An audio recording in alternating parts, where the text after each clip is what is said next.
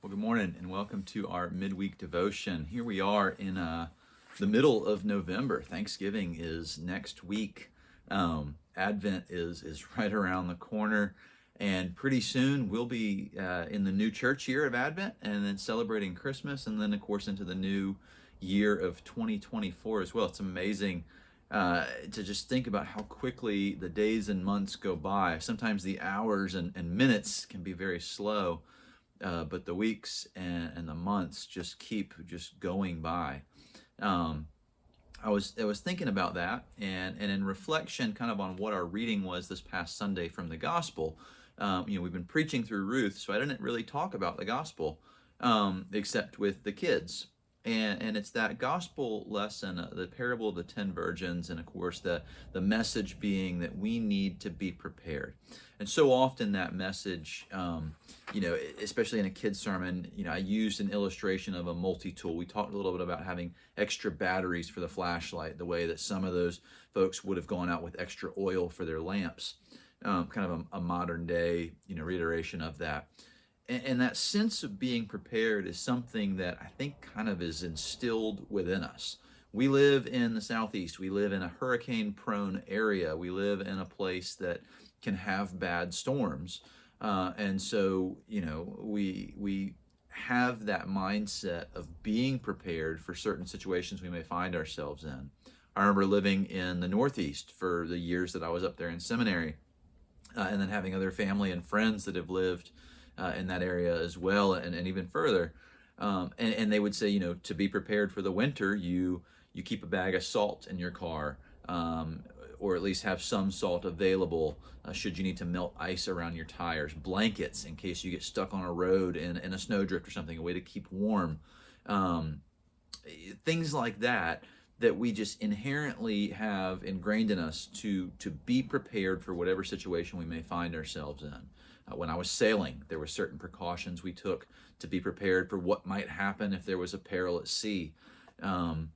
It's within our nature to be prepared, to take precautions, and to not, to be cautious. I was watching a documentary the other night about rock climbers, and people that kind of do these extreme sports of base jumping, ice climbing, all of that. And there's a certain amount of preparedness and caution that goes into it, but at the same time, you can't be afraid when you're doing those activities.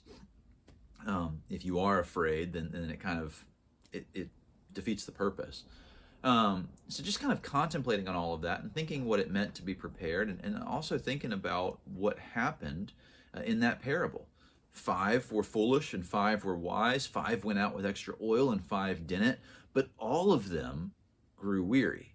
It doesn't say the 5 wise ones who had the extra oil didn't grow weary.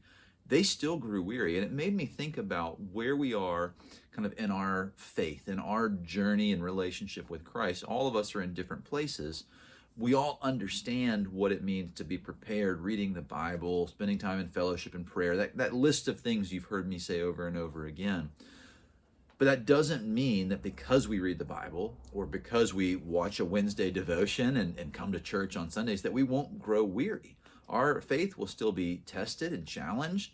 There's going to be times where it's difficult for us to go through day in and day out, especially when we're facing an illness or seeing a loved one face an illness, or just we're in trying times, maybe financially, maybe in our vocation or work. All of that can cause us to grow weary. But it's being prepared in the midst of that weariness that sets us apart from the foolish ones. Yes, you will grow weary, you will be tired, there will be parts of life that are exhausting.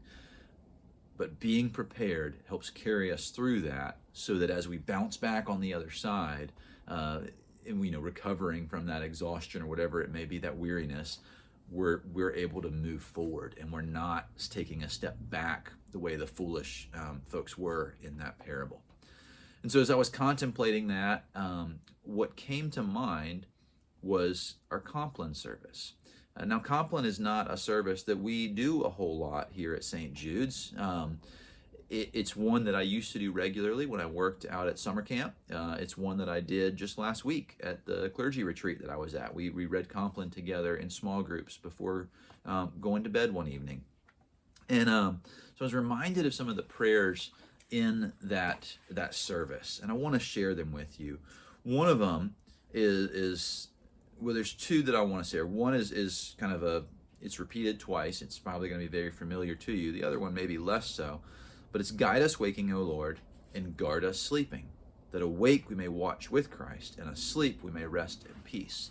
And we say that every night with the children before they go to bed.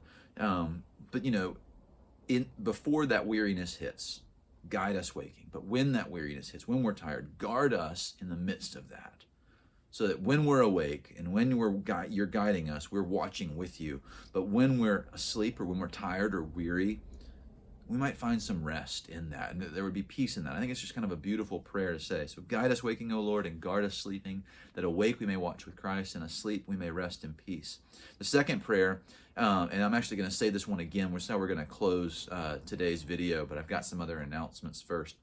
But this prayer, again, speaks into some of that weariness, that rest that we need, but also calls upon the Lord to be with us in the midst of that. It says, keep watch, dear Lord, with those who work or watch or weep this night, and give your angels charge over those who sleep. Tend the sick, Lord Christ, give rest to the weary, bless the dying, soothe the suffering, pity the afflicted, shield the joyous, and all for your love's sake. And again, it just speaks into that relationship with Christ, that he would send his angels to watch over those who are sleeping, that he would be with those who are sick, give rest to those who are weary, because all of us will grow weary at times. And the Lord is who is watching over us, whether we're working, whether we're weeping, whether we're watching, all those things. And so it's, again, a beautiful prayer. It's in the night that we grow weary, in the times of darkness that we grow weary. We can be prepared for that by asking the Lord to be on our side, by asking the Lord to be with us and keep watch over us. Or we can be like the foolish ones who go at it on our own, and we know what happens then in that parable. They aren't there when the bridegroom comes. So a couple announcements I want to share with you. Tonight is our last Wednesday fellowship and teaching series through Hebrews. So we'll wrap up this Wednesday tonight at 6 o'clock. Is that right? Yeah, 6 o'clock. We'll wrap up tonight until 7:30. It's been a wonderful series. Really enjoyed it. And then we will have Wednesdays off until sometime in the new year. We'll get another series up and going. So next Wednesday, I hope you're preparing to gather with family and friends for Thanksgiving. We'll have a noonday service next Wednesday, the 22nd. And that'll just be a short service of worship to give thanksgiving to the Lord for what he's done for us in this past year. We'll celebrate the Eucharist there as well.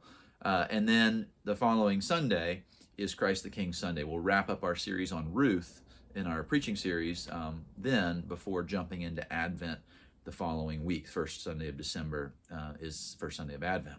But on that Christ the King Sunday, I think it's the 29th.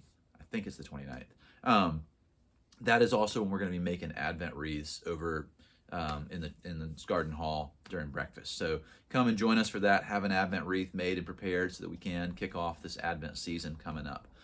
Looking forward to this holiday season we have together and the weeks ahead, and can't believe that it's so close and right around the corner, but I'm excited about it. Well, let's close in prayer. Keep watch, dear Lord, with those who work or watch or weep this day. Give your angels charge over those who sleep. Tend the sick, Lord Christ. Give rest to the weary. Bless the dying. Soothe the suffering. Pity the afflicted. Shield the joyous. And all for your love's sake. Amen.